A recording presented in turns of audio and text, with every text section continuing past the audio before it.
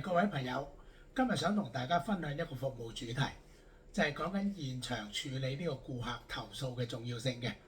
咁如果我哋處理得好呢，佢會為我哋帶嚟啲咩好處呢？首先，我哋可以保住咗個顧客滿意度先，同時咧亦都為公司咧帶嚟咗品牌嘅價值性嘅。嗱，至於關於顧客投訴咧，就有5個步驟係好重要嘅。咁第一點咧，就係要保持耐性去傾聽同埋理解。第二點咧，就一定要攞出你個專業嘅服務態度嘅。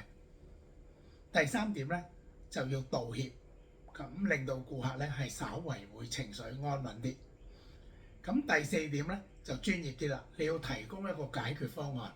如果能夠有選擇係更加好嘅。咁至於第5點咧，就總結同埋跟進。咁一陣間咧，我會每個部分都同大家解釋一下嘅。關於第一點我講到嘅咧，就係要耐心傾聽同埋理解。點解咁重要咧？因為我哋耐心傾聽咧，先知道顧客真正投訴嘅重點喺邊度。有時你傾聽裡面已經解決咗問題嘅，可能純粹小誤會，純粹係理解信息嘅錯誤啫。咁變咗你就可以好容易解決到。而第二點咧，就喺個過程裡面傾聽嘅過程度咧，你又要重述翻佢嘅重點，確保你係理解到佢要講嘅嘢嘅。至於第二個步驟咧，就係講緊冷靜同埋專業嘅。咁喺個過程裡面咧，你一定要確保自己嘅情緒係穩定嘅，因為顧客可能情緒係比較高漲。咁如果你能夠冷靜處理咧，首先就唔會出現咗火上加油嘅機會啦。咁當然喺個過程裡面咧，你要 keep 到你專業嘅友善語氣，咁能夠保持到個交流咧係有一定嘅效果嘅。關於第3個步驟咧，就係誠意嘅道歉。嗱，有時縱使唔係你或者公司嘅過錯，點解道歉有用咧？就可以舒緩咗顧客嘅不滿嘅情緒，係非常之係一個良藥嚟嘅。咁亦都係喺個過程裡面咧，你個道歉亦都表達咗對佢嘅重視同埋關懷嘅。至於第4個步驟咧，就係提供解決嘅方案啦。咁當然呢個係挑戰咗你個專業嘅水平嘅。咁喺公司嘅許可情況下咧，你提供一啲解決嘅方法。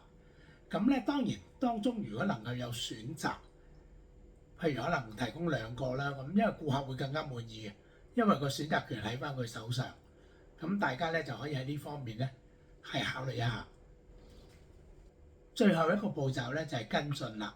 咁喺現場嘅時候咧，你亦都可以發出問題嘅，就係問顧客對於提供嘅解決方案滿唔滿意啊？咁呢個部分有咩好處咧？一，佢會對你嘅印象咧係挽回不少嘅，咁亦都保住咗公司對顧客嘅誠意同埋你哋嘅顧客嘅認真態度。最後等我同大家回顧一下5個步驟啊！今日我哋講嘅主題記得係處理顧客投訴喎。咁5個步驟包括咩咧？一就係傾聽同埋理解。第2咧就保持專業同埋冷靜。第3個咧就係誠意道歉。